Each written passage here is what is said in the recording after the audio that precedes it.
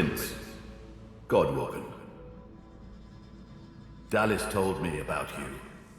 You must be as hard as diamonds, and twice as bright, to have come so far. Your divine welcomes you. The divine you thought dead lords over the chamber from a granite throne. He moves to speak, but it's Wiedemann's voice that next pierces the air. What a twist. Lucian frowns at Wiedemann, then bestows a benevolent smile upon you. All that you know of him flashes across the panorama of your mind. I underestimated you, Godwoken. You have proven to be a formidable foe. You have my respect. Respect? Indeed. Lucian's gaze rests upon you and goes through you. He takes your measure entirely. Lucian, we should tell him the truth. Yes, I agree. It is time we dropped our masks. Dallas nods, then reaches for the sides of her head. Where there was one face, suddenly there are four. She takes off the mask of the shapeshifter. A skull is revealed, bejeweled and ancient as the void. I am eternal. Aren't they just full of surprises? Fear not, Godwoken. Dallas is on the side of all that is good. She is helping me rid Rivellon of the influence of the Source. Listen to her. I shall tell you the tale as I told it to Lucian. Long ago, the scholar Fane discovered that the veil between the world and the void was made of Source. Our 7 lords desired this power. Of course. Silence, slave. Our king forbade the 7 to reach for this power, but they didn't listen. Instead, they rebelled and sent the king and his people into the void. With the Source they stole from the Veil. The 7 created the races so they would have worshippers.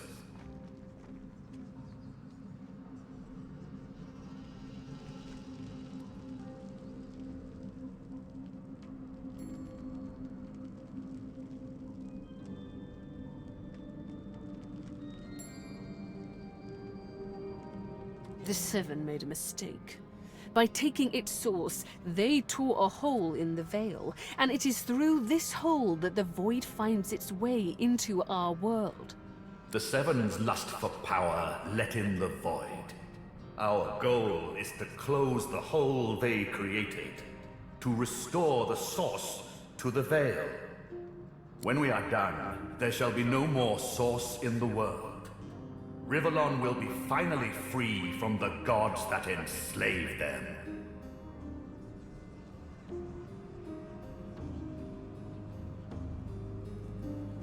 He hesitates, then he swallows his pride. Here is the truth. I have killed thousands, perhaps millions, for the greater good. But I made a mistake.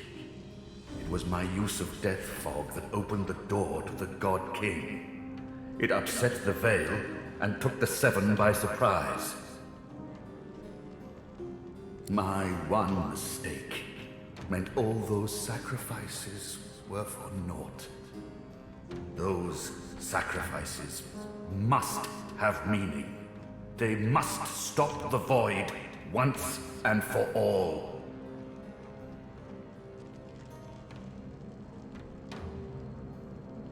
My people cannot be allowed to return from the void. They are tarnished. They are void-woken. They can only bring chaos and death and... There is more, but she hesitates to share it. Then she decides that she must. I was a child when the God King tore my family apart. I was purged of Source and left to rot in a putrid tomb. A child. It was hell. A hell I suffered for the sins of my father. He was the one that betrayed the God King. He was the one that told the 7 the secrets of the Veil. The cruel joke of it all is that the same tomb that housed my tortured body is what sheltered me from the void. Few Eternals escaped that fate. Myself My mother and Thane. Yes. Thane is my father. What? No. It can't be. Everything Dallas did. It was all you. Child. Everything I did to fix your mistake. Our people, every purged sorcerer, every dead magister, all those weeping families. They're on your head, father. But now I have revenge. Revenge on the Seven and the God King. Revenge for what they took from me. My life. My people. My mother! The hammer's voice falters and her coolness vanishes. Every crack and rasp betrays her grief. But her next words burn not with sadness, but anger. Did you even look for me? Did you even look for her? Dallas, control yourself.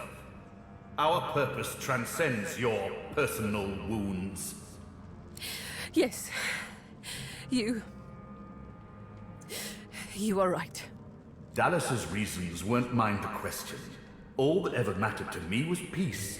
Peace for Rivellon. Peace for me, whatever the means. And now, we are on the precipice.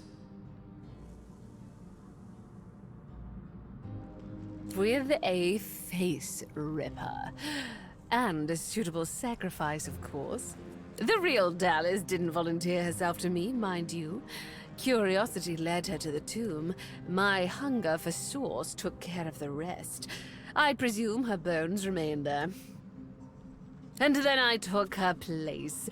It didn't take long to realize that Lucian was the key to my vengeance, and I was the key to the salvation of Rivellon.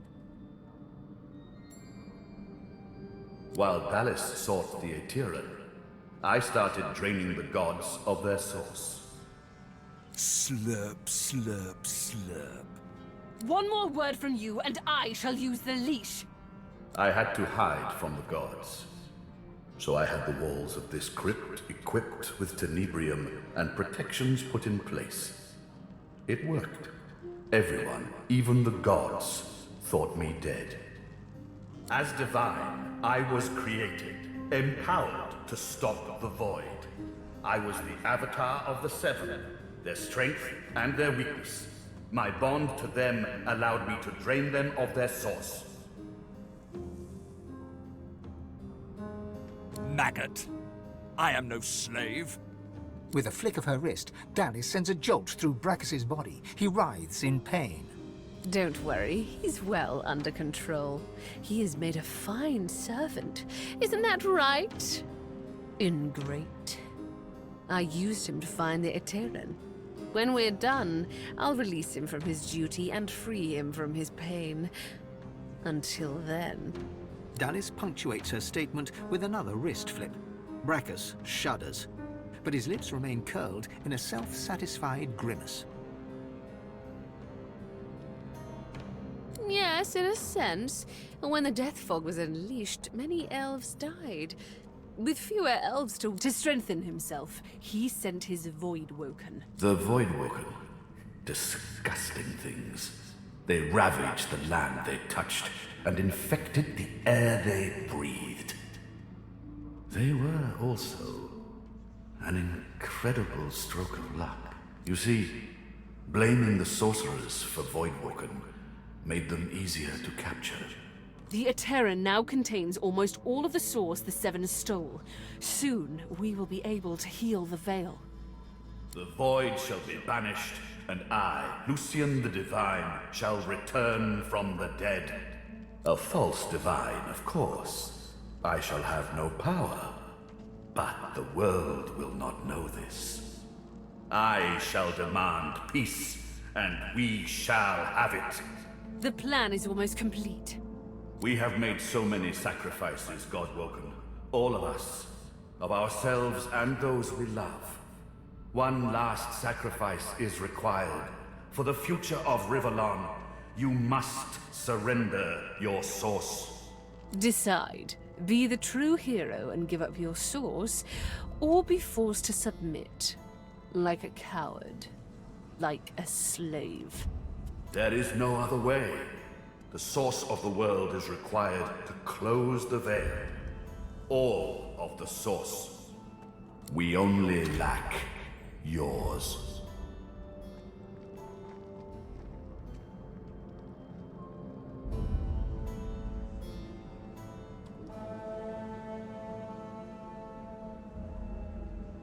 Then let us proceed. Show some responsibility, Father! Surrender your source! Sealing the veil will lock our people away forever. They will never be free of the void. Though if they return, what becomes of this world? Fane turns to you. In all the time that you've traveled together, you've never seen him like this. He's trembling with emotion. And you, my fellow adventurers. Together we have seen more than generations of mortals could ever see. You have seen the horrors of the void, and I have seen this world through your eyes. You showed me how beautiful it really was. There is no one else I would trust to make this choice. Whatever you decide, I will follow. You'll be a hero. Everyone will know of the sacrifice you'll make. Your name will be synonymous with the survival of Rivellon. Don't let them do this to us! But our souls? There has to be another way. No, never. I understand. Sacrifice takes courage, but I shall help you. Though it pains me, your sacrifice shall be made for you. Dallas. I'm sorry. You've come such a long way, but there is too much at stake. This is the end.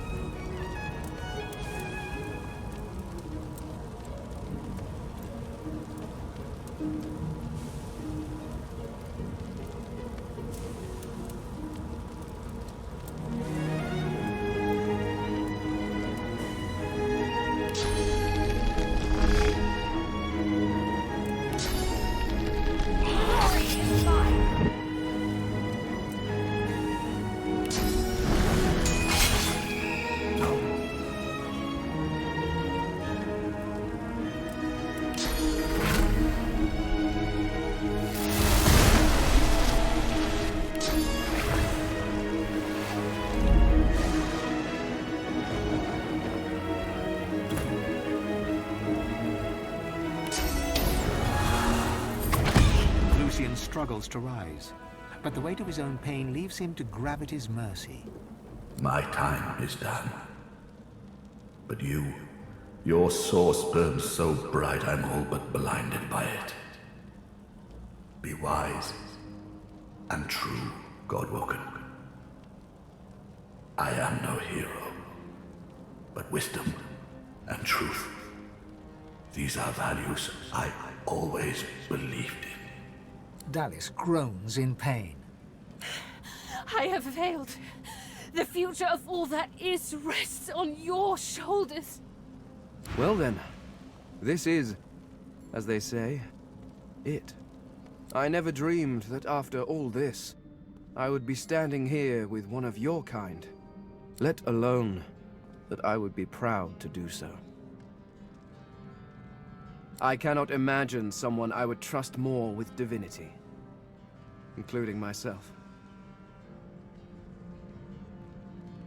Fane lays a bony hand on your shoulder, squeezing gently. Do you know, I believe you will. Yes. Is it? I can hardly believe it. She casts her gaze around the crypt in awe. After everything we've been through, after everything we've seen, here we are. Here I am. And now that I see godhood before me, I know what I have to do. Chief, you need to ascend. There's no one I would trust with this responsibility but you. I know you'll do what needs to be done, what ought to be done. And I know you'll do it with style.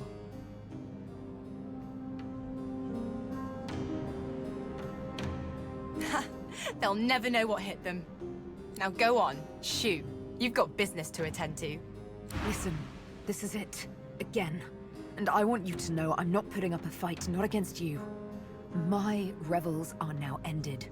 Yours are about to begin. I've had my vengeance, my life and my liberty. You helped me win them back. And then, when you told me you loved me, all of me awoke. All I want now is for this to end. To be by your side when we wage the final battle. And long, long after.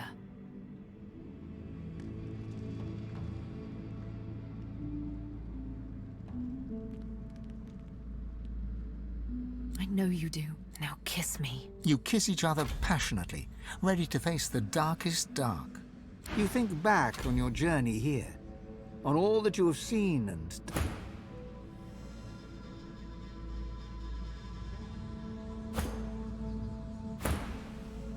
You think of the Magisters, and the sorcerers they hunted, and of the good and the evil on both sides. You think of how the Eternals came as Voidwoken to reclaim their stolen world. You look at the source around you. The power is immense. Divinity at your fingertips. You think of what you could do with such power. The rights you'd wrong, the wars you'd win. You marvel at your journey and how it has changed you. You think of those you left behind, and of those you met along the way, who stood by you or against you. It's time to choose your fate, and the fate of all you hold dear. What shall it be? Shall you be divine?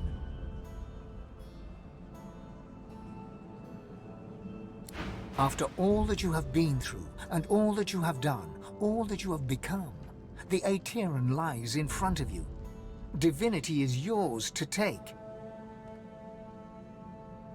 Or to sacrifice. What you do next decides your own fate, and the future of the world. What shall you do with divinity?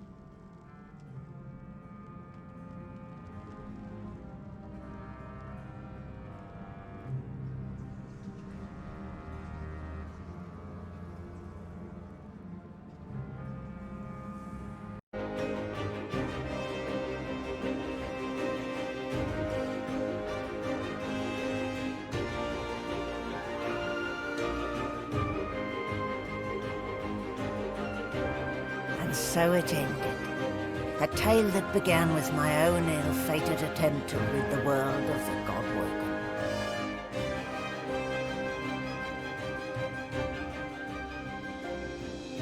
Dallas the Hammer, the secret eternal, purged the Godwoken and used the Source to close the veil to the void. The world was saved. Statues in memory of the Godwoken who sacrificed their Source were erected all across Rivellon. They would never be forgotten. The half-demon Malady took pity on the soulless, God-woken silent monks and brought them to the Hall of Echoes. There, from the scraps of their souls that remained, she restored them to life. Sorcerers no more, they lived out the rest of their lives, freed of the burden of being the God-woken, freed from the weight of the world. As for me, the God-woken sacrifice severed the link that bound the Sworn to the God King, and I was finally free. To atone for my sins, I spent the rest of my days taking care of the sick and elderly, telling the story of the God-woken, that the world may never forget the greatest heroes Rivellon had ever seen.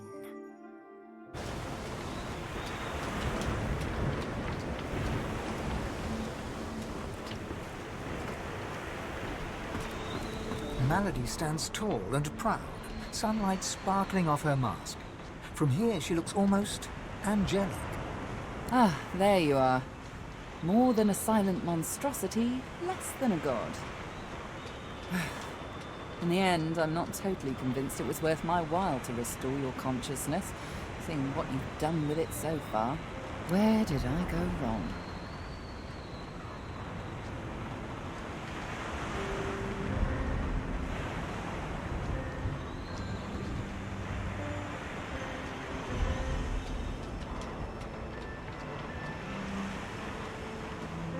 The same way I do everything, of course. Demonic guile.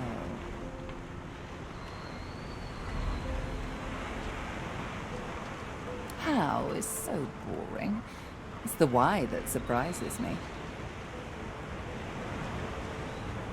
Unfortunately for me, still, I'd expected quite a bit more from you. I was interested in being owed a favor by a shiny new... Never mind. I'll find another way. She fingers the mask, covering her face.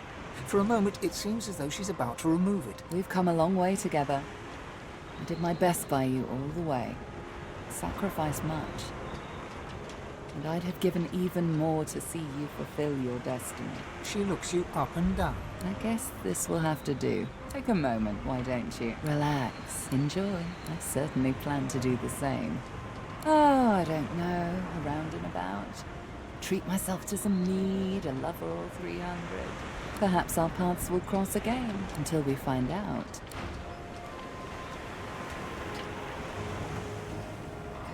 If you'll excuse me, darling.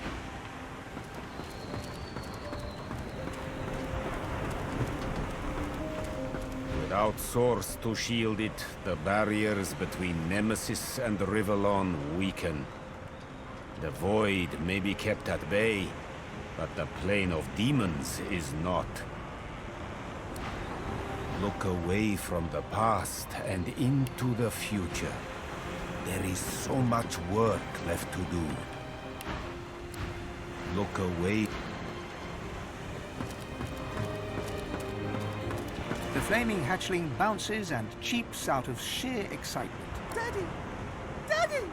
Looky at me! It takes you a moment to realize the egg you've been carrying has hatched at long last. The chick trills contentedly and flaps its tiny feathers in recognition of its proud parent. It seems you've got a new mouth to feed. Daddy! Daddy! The chick's joyous flutters launch a...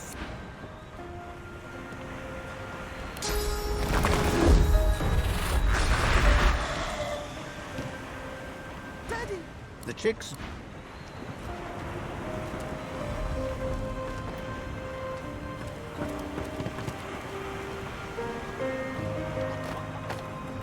Beast Spirit doesn't acknowledge you as you approach. He'll... Here the wild beast just sails on the ocean. He's docked in that the cupboard can't hide you in. He pauses, then continues to hum, all the while Beast tilts his head at the sight of you.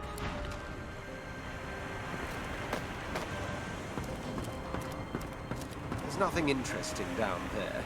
The future lies far.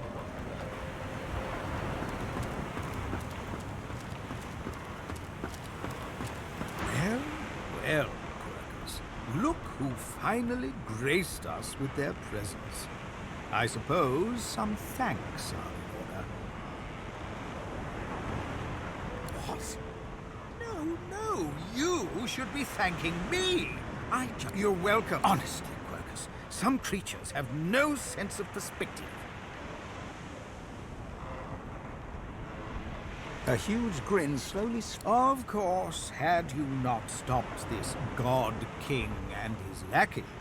The cat moves forward, twisting around your legs and filling the air with the sound of dry... Ah, Quirkers! Please, have a little decorum.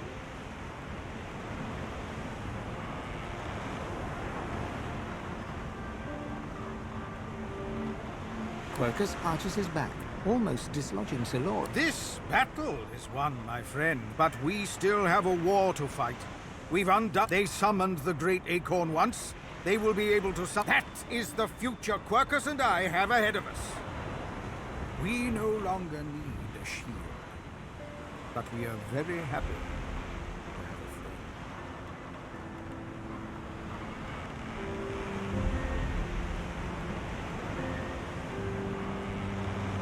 The squirrel tenses for half a moment. Ah! Oh, hi, Quirkers. You never told me it felt this good.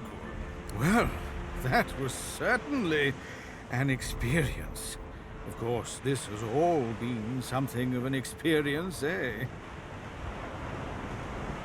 I don't suppose... I never thought I would be proud to have befriended a giant. But there is no one Ow! Quirkers! There is no one that we would rather have walked this world. I do not know what comes next for you. Come, Quirkers. We must... Oh, I think you have something in your eye, my friend. The cat curls up and snuggles into his squirrel friend, who quietly sits and sniffs on the deck. I always thought that those who resorted to self-sacrifice were lacking in imagination. I must admit, that was rather noble of you. A world without source is one that will need individuals of wit and intellect. A sharp mind is the only magic now. I believe I shall enjoy this new world very much. That is the question, isn't it?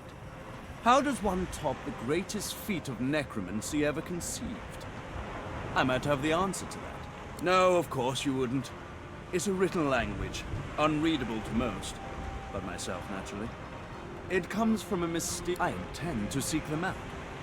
This Gustafjan seems to guard portals to their realm. Once I've uncovered one, well, why settle for being the greatest mind in... I do believe your actions amount to the first truth.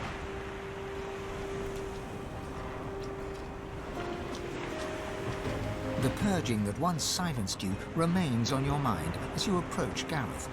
You are grateful for Malady's miraculous touch. Without it, there would be no you. Amazing I'm still here. That you're here. And that you might still...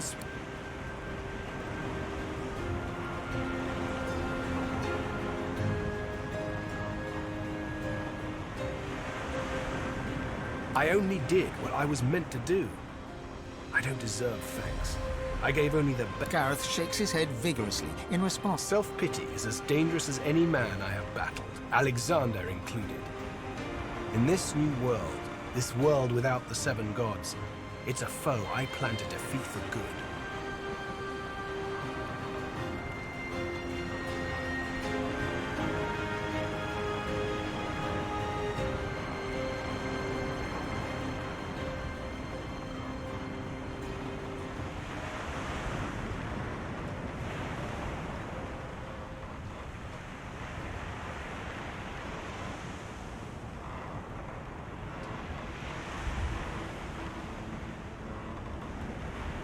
Aside from a single blink, Time. Time has a way of changing someone. Lucian did not start as the man he became. Nor is the man I am now the same as him that once served at the side of Lucian doesn't need me. And believe me when I say, I find a way to fit. I wasn't just content to lurk in Lucian's shadow. I was his shadow. Now I stand in, so I find out. My goal is to have a goal. If that makes sense at all. And if it doesn't, well, that's all.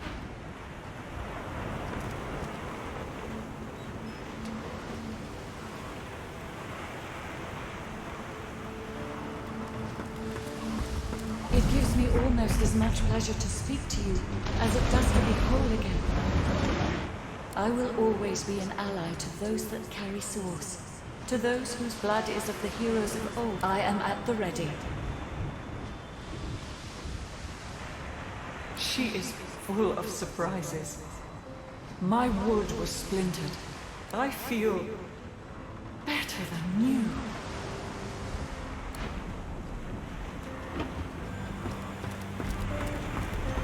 Fane is reading a volume of Cranley Hubert's famous encyclopedia.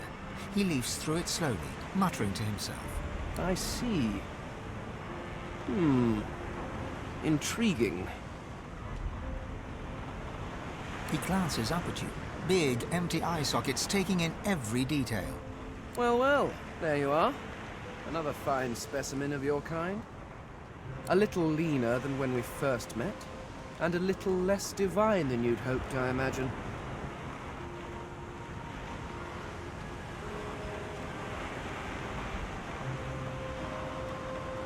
Indeed it would. Fane looks back down to the book, a bony finger running across the embossed leather cover. It could have been different, you know? I could have saved them.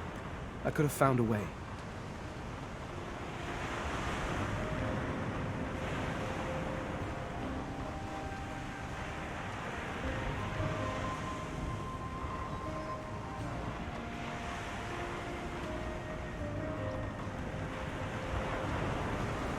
No. I imagine you can't. I imagine no one can. But the cards were dealt, and my people got snake eyes. Or something.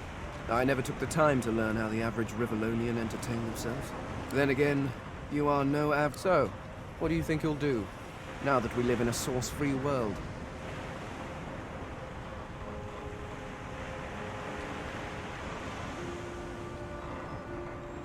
Indeed. I may be one of them. It seems we are all facing a brave new world.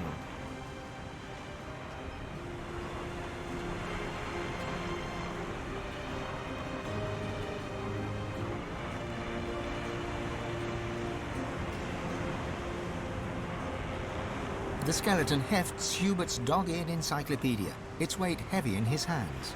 I've been rereading this book, looking over your history once again, poring over every detail with a new perspective, and do you know what? It's shit. Fane tosses the book over his shoulder. It flutters in the air as it sails over the ship's railing and disappears with a faint splash. If you have spent your life staring at a thing, you can write about it with knowledge. You can write about it with love. But it is almost impossible to write about it with wonder. You creatures have spent your lives trudging about this world, and you've grown blind to its miracles.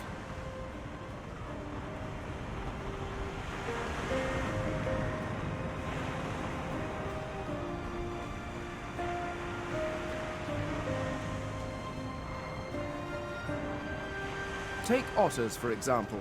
Energetic, waterproof cats, utterly beautiful creatures. Or octopuses. Did you know they're secretly octopuses? Octopi? Octopods. I shall have to look that up. Regardless, the world is filled with absolutely incredible sights. And who better to catalogue them with the awe they deserve than someone seeing them for the first time?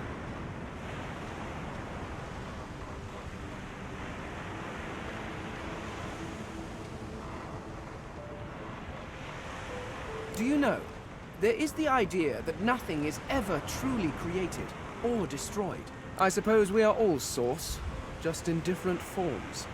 You being the cruder, less jewel-encrusted form. But my people were Source too. although we didn't know it at the time. And our source, in a way, I was walking alongside the best version of them the entire time. In you, I found a home better than the one I was pining for. Thank you, Godwalker. Fane stares out over the sea.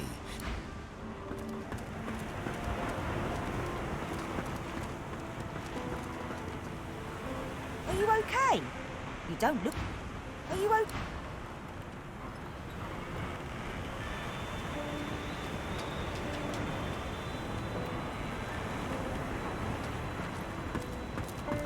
No more source, no more powers. Don't worry, darling. I know you have plenty of other qualities. Reform my ways. How adorable. Her eyes flick down to your mouth. She smiles coyly, then slinks forward to kiss you. Almira pouts in disappointment, but it quickly... Oh, no matter. We'll always have our first kiss. I haven't been quite able to put it out of my mind. Just as I'm sure you were. Who knows?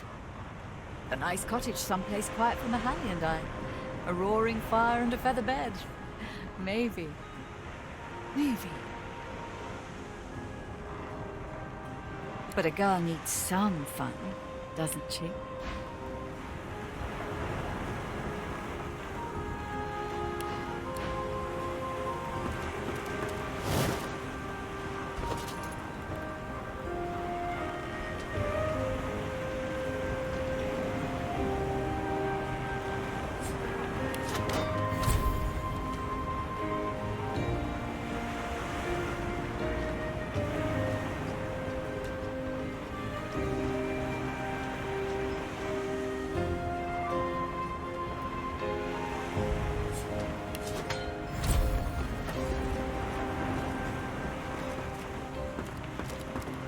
You are a very, very, very lucky person. If Malady hadn't restored us, I'd be a drooling monstrosity, but a vengeful one.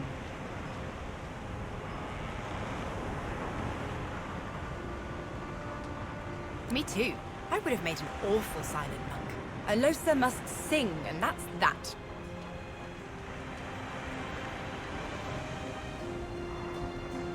I don't know if anyone's free of anything, once and for all. But I'm bloody thrilled to be here now. Just me, myself, get loot, play loot, get glad. So, Chief, I guess this is it, right? You say that now, but who knows what adventures and redheads life will throw at you. Whatever it is, you'll ace it. As she turns from you, the whites of her eyes darken. The veins in her face go grey, and a wicked smile curls her mouth. Suddenly, it's gone again. She winks, and you're left wondering whether you saw anything at all. See you around. Losa sings to herself, a small smile about her lips. Losa sings. Daddy! Daddy!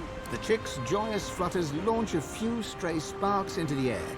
It is elated by the very sight of its adopted father.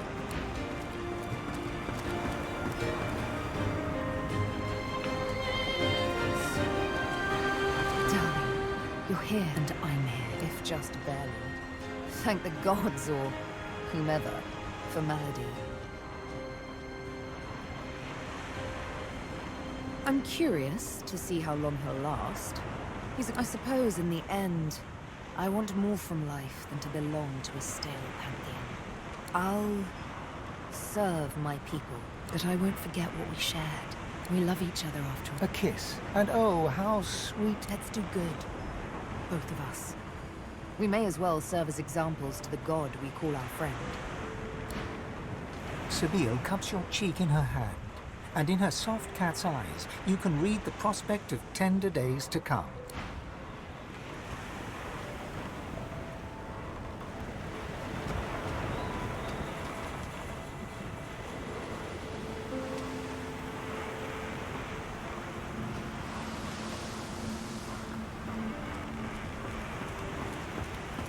Shall we sail? You look out to the endless beyond. The sun's light plays upon the waves, just as it always did. The sails flutter in the wind, just as they always will. And yet, something is different. You are different. And with a start, you realize where you must go next. You speak the command to the Lady Vengeance, and another chapter begins. At last, the world was at peace. As the races united behind Lucian, Arx remained the center of power.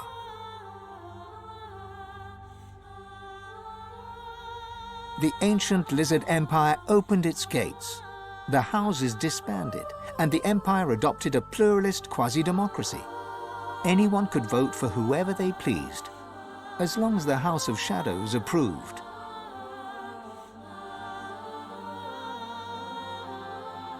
Justinia returns to her throne. Under her rule, the Dwarven kingdom prospered, until 2 years later, a jealous lover stabbed her in the heart with a mutton fork.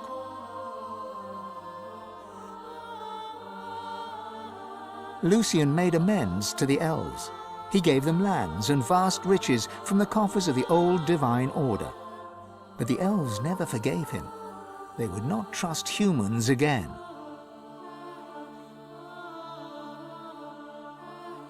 And in a dark forest on the far side of a desert, well beyond the high seas, the Black Ring came together once more.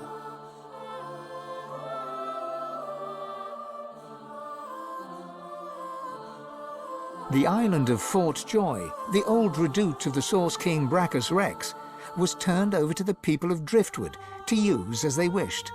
They turned it into a holiday resort. Reaper's Coast prospered.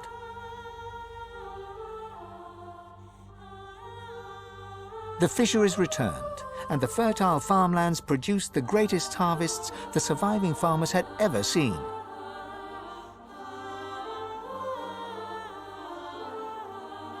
Blood Moon Island became particularly fecund, its soil producing the greatest crops. A particularly crimson-fleshed orange grown on the island became a delicacy across half the world.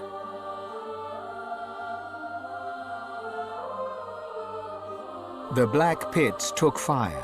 The oil there burns still.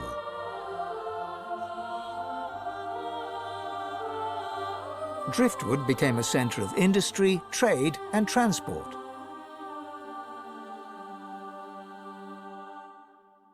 Lohar became mayor, and Brayton Barnes grew rich, until, after a public argument over import duties, Barnes died in an accident, buried under several tons of fish, and also stabbed in the back with a gutting knife.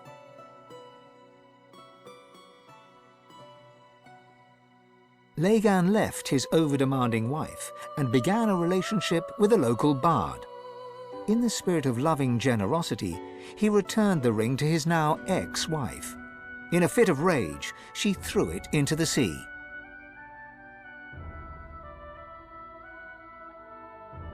You would never forget Dorothea's kiss. Dorothea herself left Driftwood for the ancient empire, ever in search of the perfect kiss. She never found it, although once or twice she came close.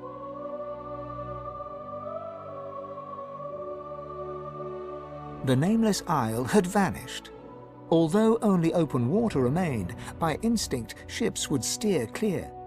None of the captains could articulate why. Arx became a great metropolis, famed for its prosperity, its culture, its diversity, and the willingness of its denizens to stab each other in the back for the slightest advantage. Sir Gareth thanked the surviving Seekers for their service and gave them their freedom. Disillusioned with peace, he set out alone to find a new purpose. He would never stop seeking. Young Han went into the theatre and became one of the realm's most popular actors. Almira and Mihaly settled down on the farm. The locals liked and respected Almira. She never wanted for help. and deals always fell to her favor. She presumed she had them in thrall. The truth was, they just liked her.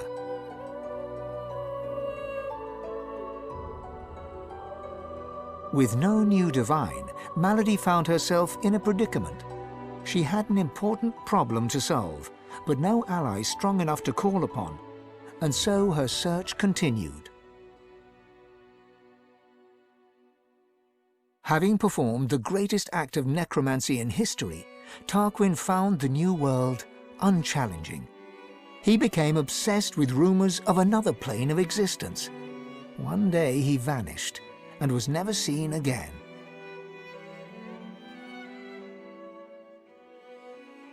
Ahu the wizard became one of Lucian's most trusted advisors once more. He always knew that something had changed in the divine.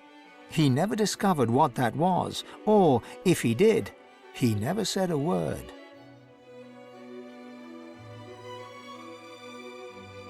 Jehan the demon hunter found himself at a loose end, so he opened a museum of demonic artifacts. He made a fortune. With Lucian in power, Sahala took the elves away from the world. They grew strong once more, amidst the trees of the regrown home forest. Only the new mother kept Sahala's plans for revenge from fruition. But the mother had a secret weapon. Tova, Sahala's mother, keeps Sahala's anger at bay.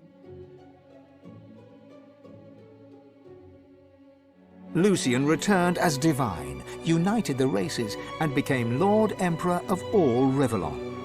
Only Dallis knew that he was entirely powerless. Dallis and you. The Eternal, now known as Dallis, was a secret advisor to Lucian and to his successors. For eons she would walk in the world, and would outlive the peoples and all, and wander alone amongst the dying stars.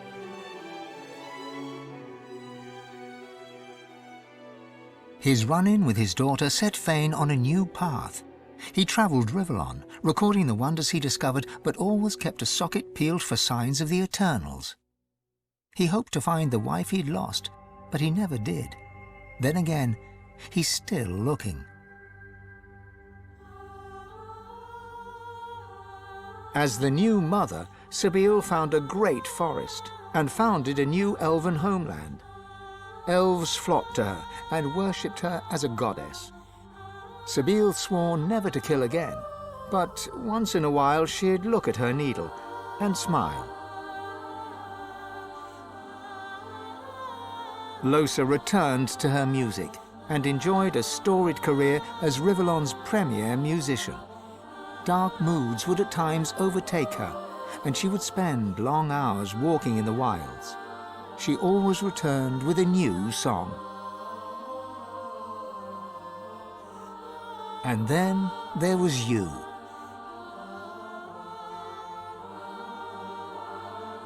You returned to the world as one more kin among many. Your future was yours to decide. Did you accept your new status with humility, or did you rebel?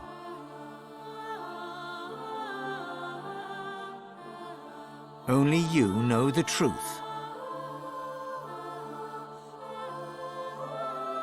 Only you know if you atone for your sins.